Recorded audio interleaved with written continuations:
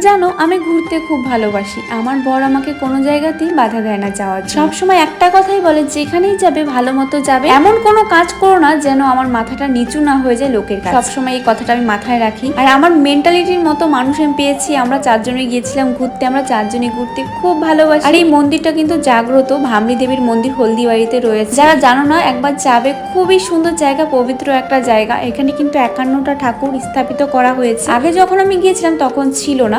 আর এই পুকুরে কিন্তু অনেক রকম মাছ আছে, আর আমার তো মাছ দেখতে বেশ ভালো লাগে। আমি প্রায় 40 মিনিটের মতো ওখানে মাছ দেখছিলাম দাঁড়িয়ে। আর এখানে কিন্তু ছোট মা দোলনায় বসে একটু দোলনা খাচ্ছিল, তারপর চারিদিকটা একটু ঘুরে দেখছিলাম, আমার বেশ ভালো লেগেছিল। আর এখানে আমি একটা ভিডিও বানিয়েছি, ফটো পোস্ট করেছিলাম, তোমরা অনেকেই কমেন্ট করেছো এই চুলটা রুমার, একদমই ঠিক ধরেছো। পিঙ্কি দাস কমেন্ট করেছে, আমি জানি পিছনে রুমাদি দাঁড়িয়ে আছে, এগুলো রুমাদির চুল ছাড়ার কারণ নয়, একদমই ঠিক, আমাদের কারোর মধ্যে এত বড় চুল নেই।